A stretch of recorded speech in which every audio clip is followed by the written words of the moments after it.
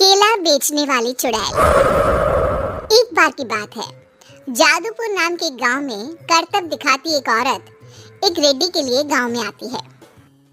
आइए आइए मेहरबान कदरदान, खाइए रोहड़ा के ताजे ताजे केले, कभी खाए नहीं होंगे ऐसे केले, पीले पीले केले खाइए। ये कहकर रोहड़ा हाथों में 4 केले लिए उन्हें सर्कल में जोर जोर से हवा में उछालती हुई करतब दिखाती है, जिसे देखकर आसपास के सारे बच्चे अपने अपने मम्मी पापा से उस औरत के पास जाने की जिद करने लग जाते हैं।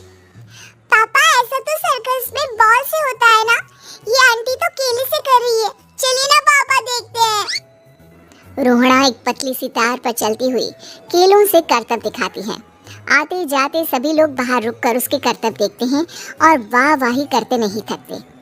जैसे ही एक आदमी पास आकर उसे पैसे देने लग जाता है, तब वो कहती है, अरे नहीं नहीं साहब, मैं करतब तो बच्चों के मन को बहलाने के लिए करती हूँ, धंधा तो मेरा केले का है।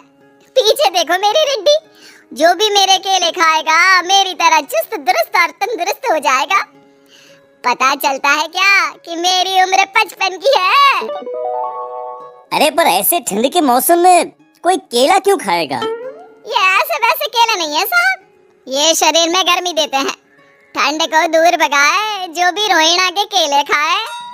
पापा अगर मुझे केले नहीं मिले तो मैं घर नहीं जाऊंगी।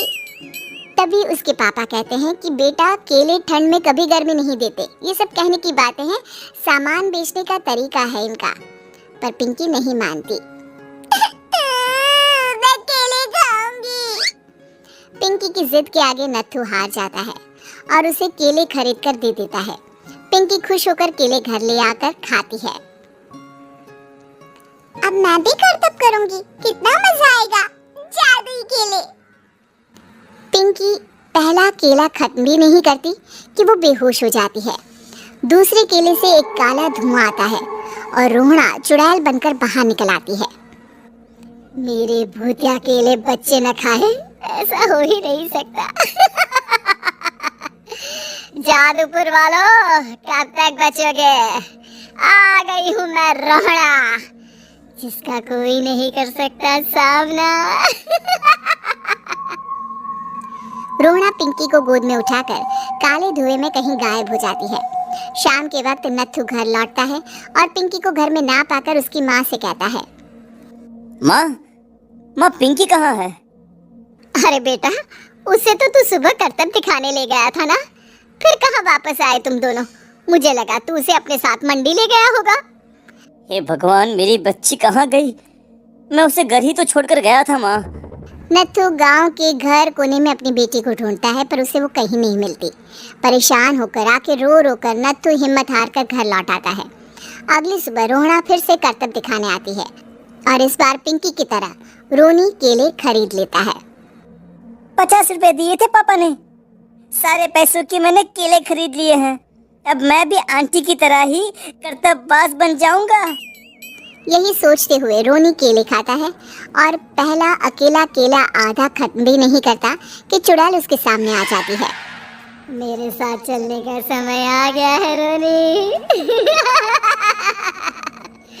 ये तो बस शुरुआत है, अब इस गांव के सारे बच्चे धीरे धीरे मेरे कब्जे में होंगे, एक बच्चा भी नहीं बचेगा।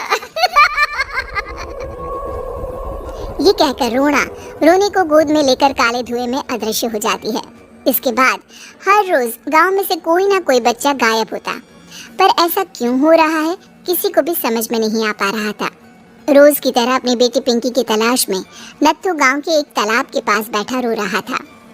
कहाँ गई मेरी पिंकी? शकुंतला के जाने के बाद एक वही तो मेरा सहारा थी। अरे उसकी आत्मा कोस रही होगी मुझे कि मैं अपनी बच्ची को संभाल भी नहीं पाया। नत्थू ये कहता हुआ रो ही रहा था कि तभी तालाब में से उसे शकुंतला की आवाज सुनाई देती है। कहाँ थी तुम शकुंतला? हमारी बच्ची और सारे गायब हुए बच्चे रोहड़ा के कब्जे में हैं। वो बच्चों को जो केले देती है उससे बच्चे बेहोश हो जाते हैं और उसके कब्जे में आ जाते हैं और वो उन्हें ले जाकर काली दुनिया में ले जाती है। पर वो ऐसा क्यों कर रही है? ये मैं नहीं जानती, पर उस दुनिया का रास्ता मैं आपको बता सकती हूँ। जहाँ ये नदी खत्म होती है वहाँ एक केले का पेड़ है, उसके नीचे एक दरवाजा है, वहीं से रास्ता जाता है उस दुनिया का। ये कहकर शकुंतला की आत्मा गायब हो जाती है। गांव के सभी लोग झुंड बनाकर उसी रास्ते से काली दुनिया में चले जाते हैं और वहाँ देखते हैं कि सारे बच्चे वहाँ काम कर रहे थे। पापा, मुझे ले चलो यहाँ से। पापा, पापा। सभी बच्चे अपने मम्मी पापा से लिपट जाते हैं। तो तुम लोग यहाँ तक आ गए? क्यों हमारे बच्चों को पकड़ लिया तूने? तुझे शिकारी बनाना है तो ले, हम सब आ गए हैं, हमें खा ले। नहीं, मुझे बच्चे चाहिए, मेरे बच्चे के बदले तुम लोगों के बच्चे। क्या मतलब? मैं इसी गांव में रहने वाली एक औरत थी। केले की चोरी के इल्जाम में मेरे बेटे को गांव वालों ने इतना मारा कि वो मर गया। उसी दिन मैंने ठान लिया कि गांव वालों का भी वही हाल करूंगी। कुछ दिन बाद बेटे के चले जाने के दुख में मैं भी मर गई और मेरी भटकती आत्मा एक चुड़ैल बन गई। और फिर मैंने बदला लिया तुम सबके बच्चे छीनकर। बर्दाश्त नहीं कर पाए ना? सोचो मुझ पर क्या बीती होगी। हमें माफ कर दो रोना। पता नहीं है किसकी गलती थी, पर हम सभी माफी मांगते हैं। हमारी खुशियाँ लौटा दो, तुम भी तो एक माँ हो। गांव वालों की बात सुनकर रोना का मन पिघल जाता है और वो बच्चों को छोड़ देती है। उसके बाद काली दुनिया बच्चों के लिए जादुई दुनिया बन जाती है। अब कोई भी कभी भी वहां आ जा सकता था।